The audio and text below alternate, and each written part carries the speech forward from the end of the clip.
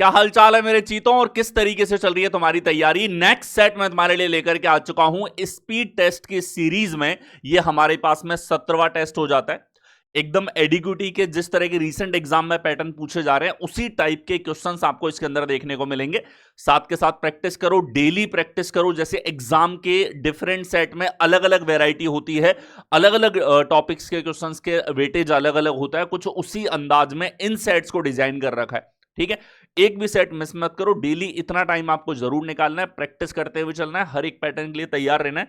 अब ये टेस्ट तुम्हें मिलेंगे कहां? ये टेस्ट है तुम्हारे पास में टेस्ट रैंकिंग एप्लीकेशन पे जाओगे तुम, या टेस्ट रैंकिंग तुम वेब पे खोलोगे तो लाइव टेस्ट के अंदर आपको ये टेस्ट यहां पर शो हो जाता है। आप देख सकते हो रीजनिंग का स्पीड टेस्ट नंबर 16।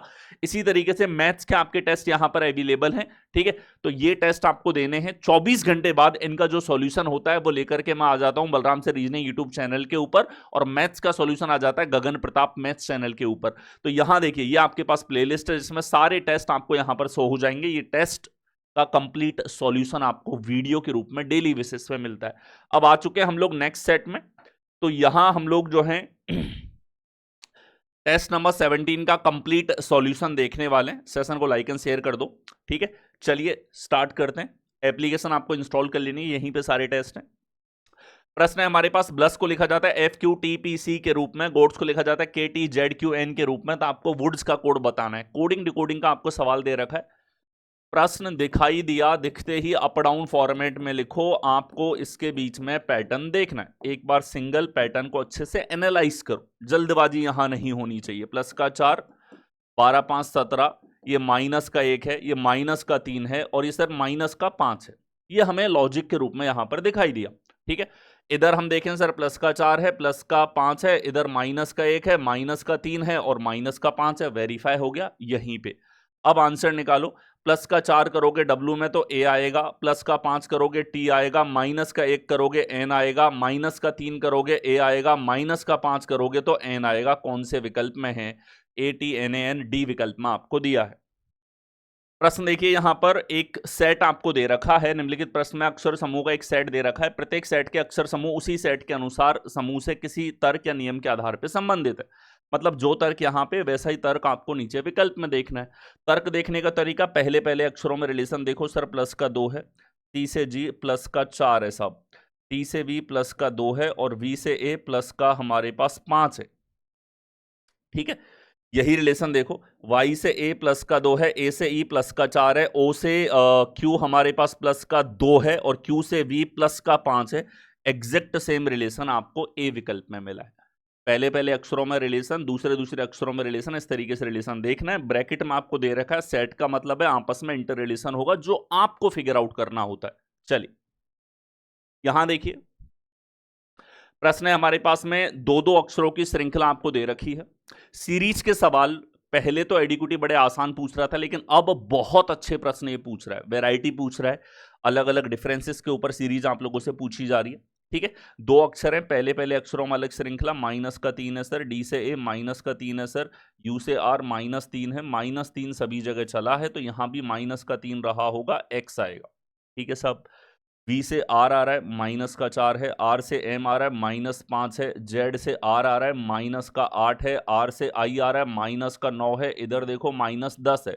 बढ़ता हुआ जा रहा है डिफरेंस, यहाँ माइनस 6 होगा, अगला माइनस 7 होगा। आप M में से 6 घटाओगे तो G बचेगा, G में से 7 घटाओगे Z बचेगा। X G कौन से विकल्प में है? A विकल्प में।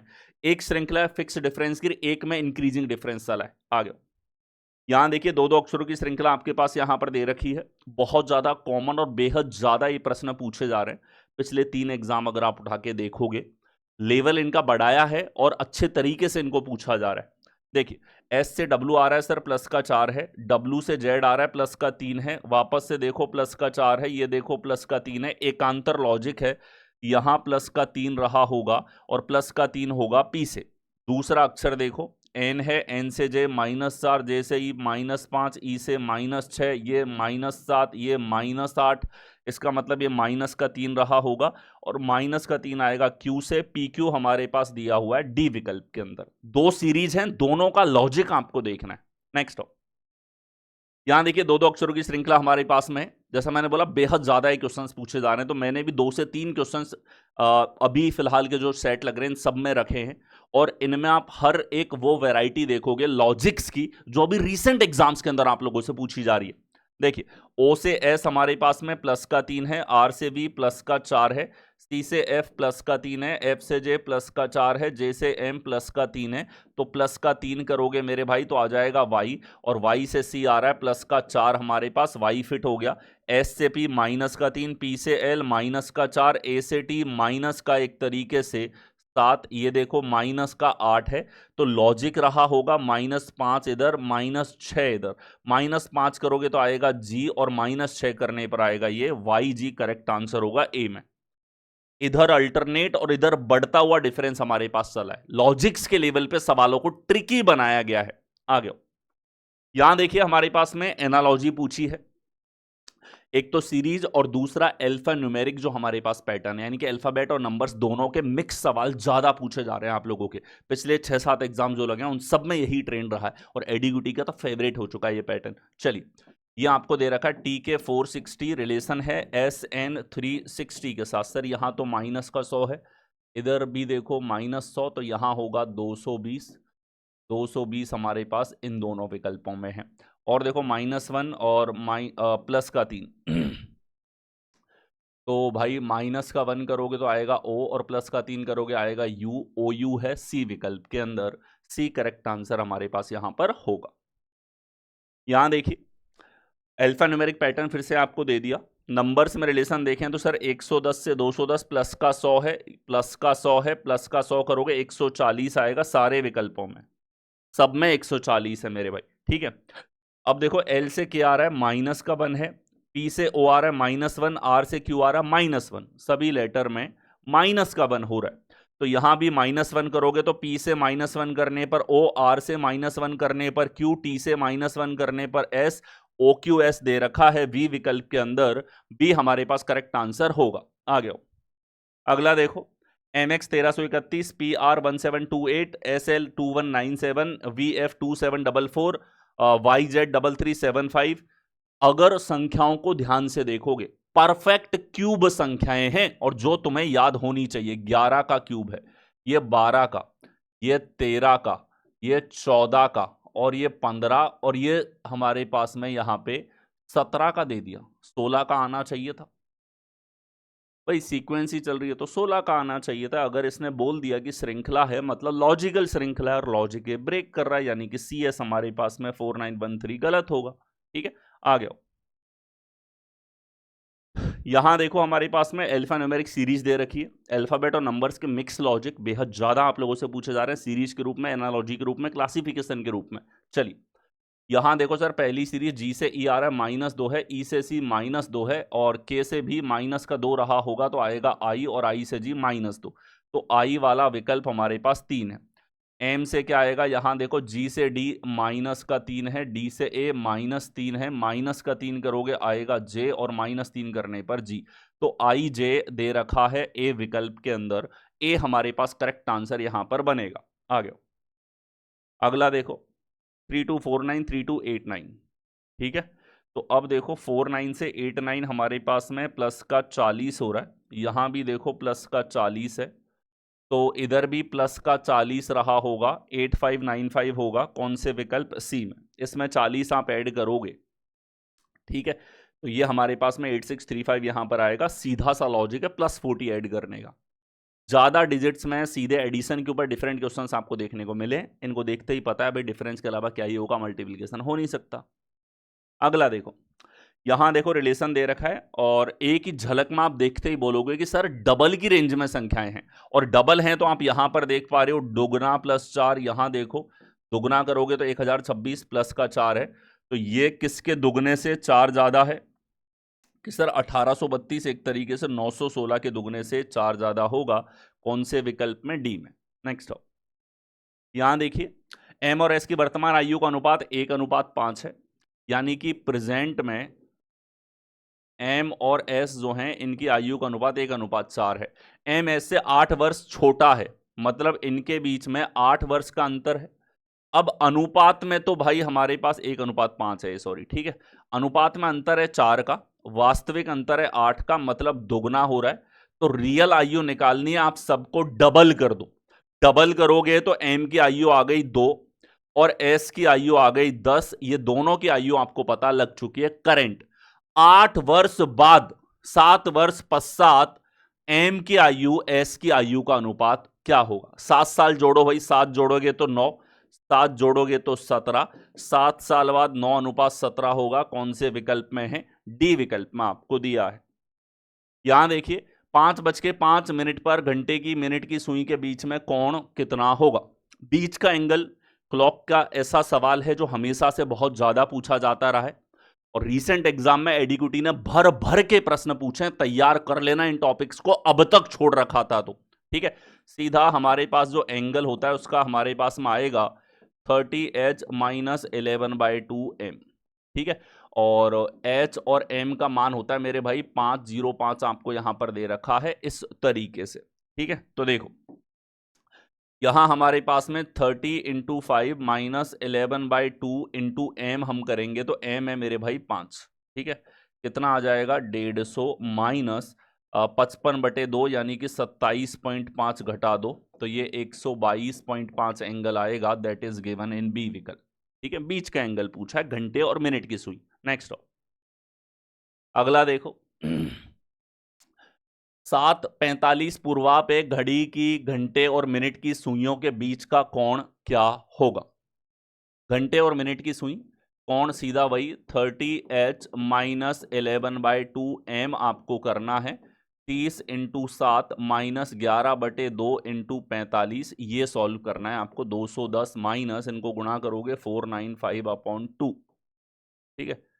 ये 420 - 495/2 हमारे पास में है यानी कि 75/2 और ये हो जाएगा 37.5। कौन से विकल्प? बी विकल्प में आपको दिया हुआ है, ठीक है।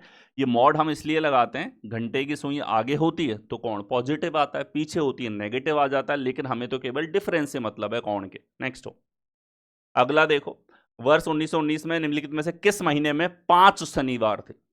इस तरह के प्रश्न पहले न के बराबर थे और अब अचानक से भर भर के पूछे जा रहे हैं, जो दर्शाता है कि एग्जाम का स्तर अब बड़ा है और आपको भी अपना लेवल बढ़ाना पड़ेगा, ठीक है। तो 1919 में अगस्त और दिसंबर आपको बताना है। देखो अगस्त भी हमारे पास 31 दिन का महीना है, दिसंबर भी 31 दिन का महीना है। 31 दिन वाले महीने में 3 दिन ऐसे होते हैं जो 5 बार आते हैं। कौन कौन से? 1 तारीख, 2 तारीख और 3 तारीख। तो हम 1 तारीख का निकालेंगे। 1 अगस्त 1919 का कैलकुलेट करो। फॉर्मूला होता है मेरे भाई यहां पे बहुत सिंपल सा, कुछ कोड आपको याद होने चाहिए। 1 अगस्त का कोड हमारे पास में जो होगा वो होता है यहां पे 3, ठीक है। 1900 है तो 1900 शताब्दी का कोड होता है 0, ये आपको याद होने चाहिए। 1900 के बाद वर्ष हो गए 19 और इन 19 वर्षों में लीप ईयर कितने हैं? 4 का भाग दोगे, 4 पूरे लीप ईयर हैं। इसको जोड़ के 7 का भाग देना, ये 5 स्टेप फॉर्मूला इस तरीके से लगता है, ठीक है। अब देखो भाई ये हो गया 4, 19, 4, 23 और 27/7 यानी कि 6 शेषफल बचा है। 6 शेषफल का मतलब है फ्राइडे और 1 तारीख को हम निकाल चुके हैं फ्राइडे। 1 को फ्राइडे है तो 2 को हमारे पास में सैटरडे और 3 को संडे।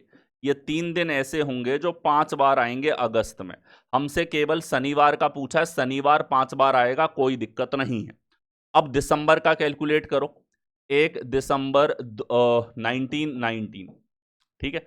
वैसे ही फॉर्मूला 1 प्लस दिसंबर का कोड होता है 6 और शताब्दी कोड होगा 0, फिर होगा 19 और 19 में 4 का भाग दोगे तो लीप ईयर आ जाएंगे 4/7 करोगे तो ये आ जाएगा 2 शेषफल और 2 का मतलब होता है ट्यूसडे।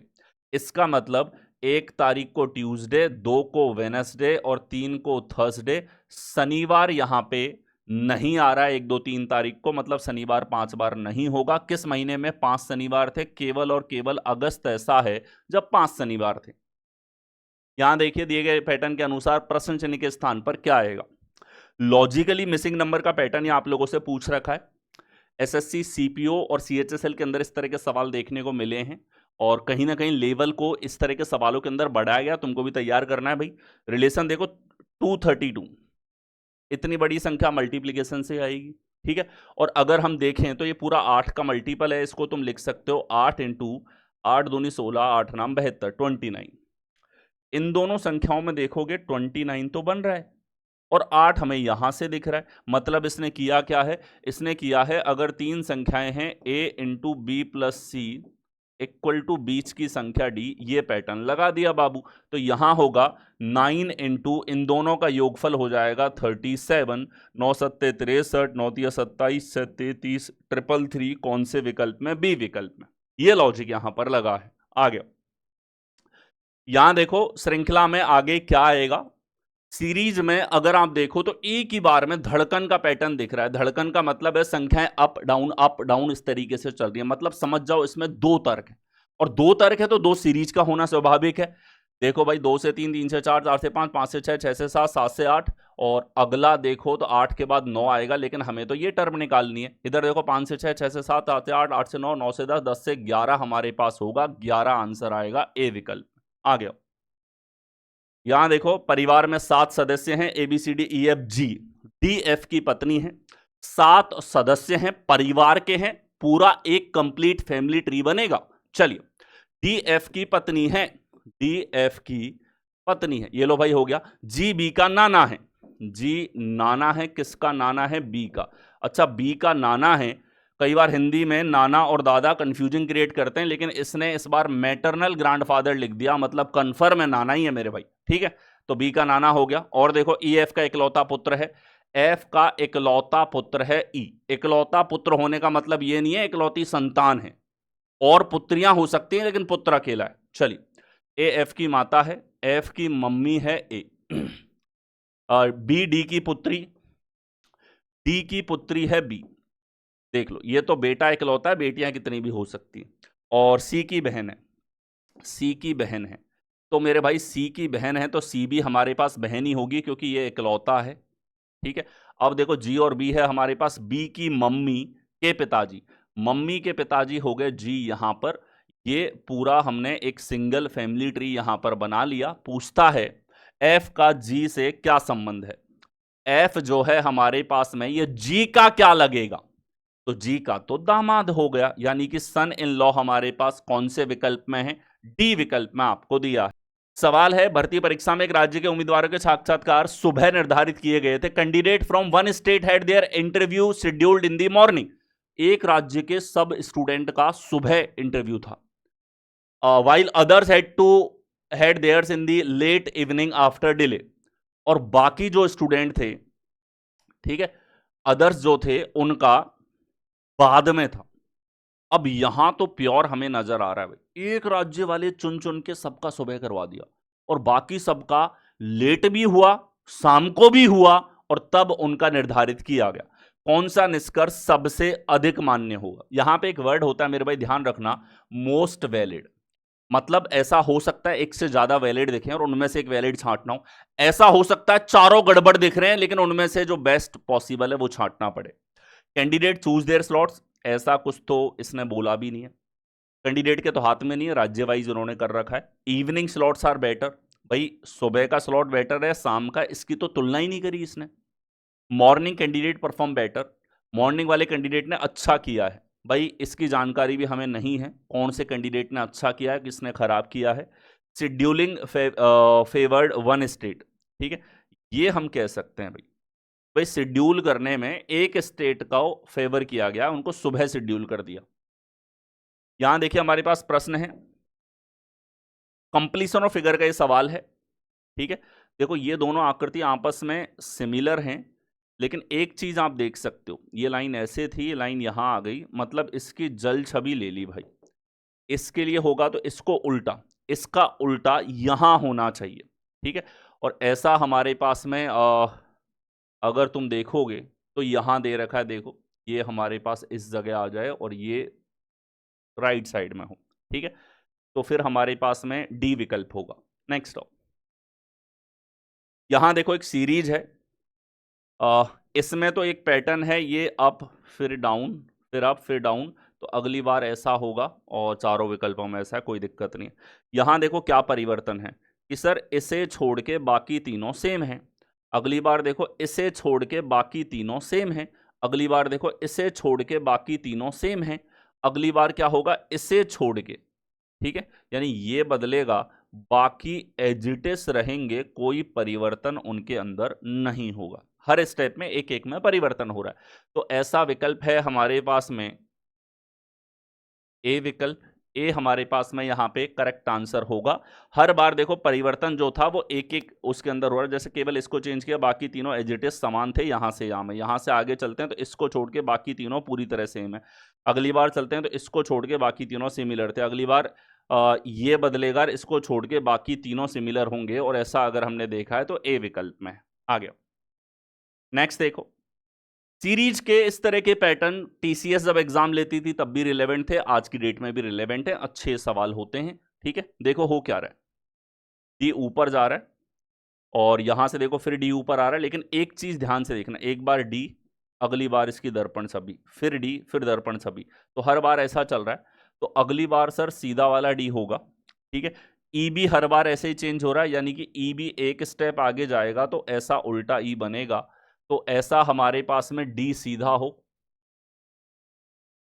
दो विकल्पों में ई है, और ये जो 6 है ये ऐसा बन जाएगा जैसा आपको सी विकल्प में दे रखा है, हर बार परिवर्तन है, एक स्टेप आगे रोटेशन। यहां देखिए एनालॉजी पूछी है, ध्यान से देखो 6 लाइनें हैं तो 6 लाइनों से बनने वाली आकृति हेक्सागन, यहां पे 5 लाइनें हैं तो ये पेंटागन आ जाएगा हमारे पास, that is given in B विकल्प, ठीक है। यहां देखिए एनालॉजी पूछी है, लॉजिक देखो तो सर बी और पी हमें इंटरचेंज्ड यहां पे नजर आ रहे हैं, एन और जेड आपस में इंटरचेंज नजर आए हैं, और ये इधर आया है, ये इस तरफ गया है, ट्राइंगल नीचे गया है, स्क्वायर आगे जा रहा है, यानी कि ये चारों आपस में रोटेट हो रहे हैं। इसका मतलब 4 इधर, 9 इधर, 8 इधर, एफ इस तरफ, और 3 और 2 इस तरफ हो जाएंगे, 5 और 7 यहां पे होगा, that will be your answer. तो 5732,